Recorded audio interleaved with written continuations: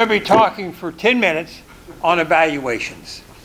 And we set that up because he wanted to just show how sometimes people get up here with an introduction and you can't even read it.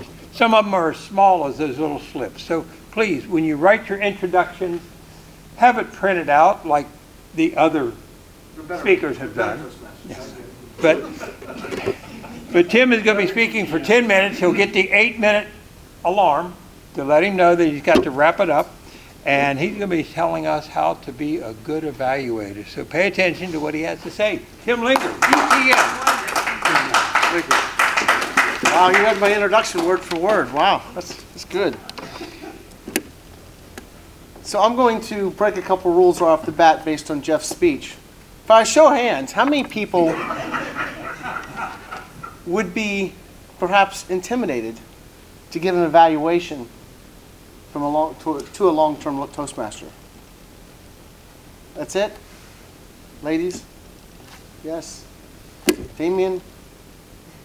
Because I hear that a lot. Well, I'm not worthy of giving DTM Blake an evaluation. I've only been here 6 months. So let me start with this. An evaluation is your opinion. That's it. So how do you give your opinion without being condescending or critical? Just do it. Just do it. The good news is that Toastmasters International makes it easy for you. They give you an evaluation sheet. Ideally, you get it from the speaker the week of. Because if they're on Pathways, and they should be, then they can download an evaluation form and send it to you. Worst case scenario is just download a generic one. There's things on the evaluation that will make your job a heck of a lot easier. I don't know what to say when I'm evaluating DTM Carmelo Bellardo III, but right here it says vocal variety, vocal reflections, clarity, body language, hand gestures, facial expressions, eye contact, connection with the audience, movement, phrases, audience awareness, interest, key message of speech, content, delivery, demonstration, props. It's all right here. It's almost like a cheat sheet. So get up here and wing it. The other thing is you're giving an evaluation, again, your opinion, about the person who just gave a speech. But that's not your audience. Your audience is everybody else. Because that one person who votes for you probably will because they're your speaker. You might get one vote. Isn't the goal, well, your goal, is to win the trophy. Now the purpose of the evaluation is not to give a trophy, is not to win the trophy. The purpose of the evaluation is truly to help not only the speaker be a better speaker, right? But also let the audience help them understand what a person can do to be a better speaker. And when you do that right, you'll get the trophy, which is what I want. But remember, your goal is to help the speaker and help the members of your club, not necessarily helping you. And I believe that's extremely important. So some of the things that you want to be thinking about, from the moment they speak, start looking for things that they can improve upon. And it's really, really hard when someone gives an amazing speech. There's nothing that they can improve upon. But there is. Props. There's a list of about 15 different things. Just as they're speaking, start circling things that they can improve upon. Because when you give an evaluation, especially in a contest level, if you don't give a recommendation on how they can improve a speech, you're losing points. So everybody can have some points on how they can improve. It's easy to say you did this right, you did this right, you did this right. Also, sort of get rid of the cliches, and I'm looking forward to your next speech. And Joe, your speech was so amazing, Joe. I was up here and I was just incredibly impressed by the way you spoke and the way you spoke to the rest of the room. Again, you're ignoring the rest of the crowd. So you want to make sure you speak to the crowd as if Joe's not here. Sorry, Joe's not here. As if Joe's not here, right? Don't speak to Joe. Just talk to the audience. So let's talk about Jeff. We'll talk about Jeff. Jeff had 13 to 15 minutes of a speech. Right? He did all the things. I don't know about a prop. You could improve upon by having a prop. Right? There's something. And it may be something as simple as that, but you have to have something to improve upon. Vocal variety, I'm a big fan of pauses. slow down and pause. That might be your evaluation to the person you're speaking to. Haven't you heard people up there and they just go a mile a minute? Maybe they're nervous. Or maybe they have so much content that they're trying to squeeze it into their speech. Poof, there's an idea for improvement. Slow down. As someone said, probably Jeff, you don't know what a person's speaking about.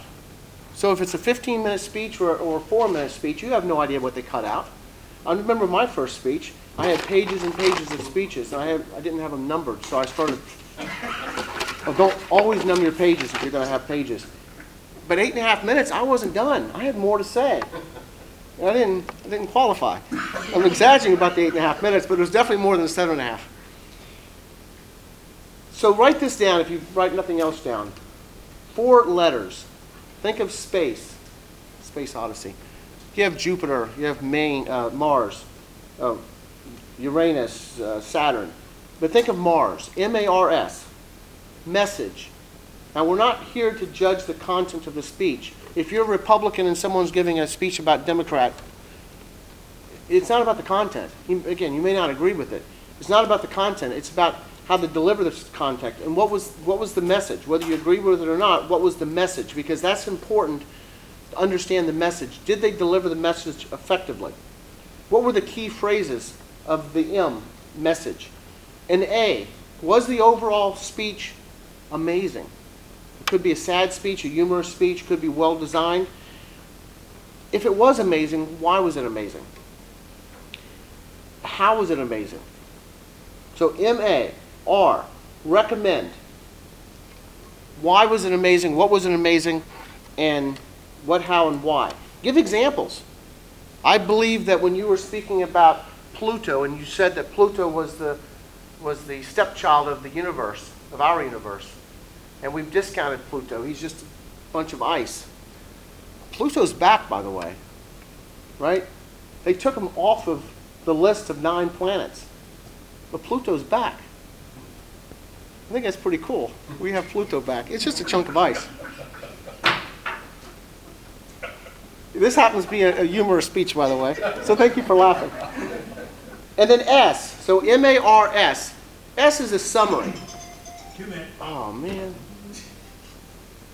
In your evaluation, and also keep in mind that evaluation is 2 to 3 minutes. Man, you're up there so fast. If you write down a couple of notes, I got a whole page, typed and handwritten. If you write down a bunch of stuff, you're not going to have time to finish it.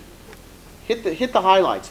But you have to leave time for a summary. The reason I thought Jeff Rufinot's speech was so amazing is because bam, bam, bam. He covered this. And by the way, Jeff did do a summary of his speech at the end. And now, as an evaluator, I'm going to do a summary of Jeff's speech, of my evaluation at the end. And with that, I believe I'm out of town. One of the things, if you run out of things, I'm going to say one more thing. I have time. If you can't find anything wrong with the speech, if you can't find anything they can improve upon, pick on the fact that they didn't make it a pathway speech.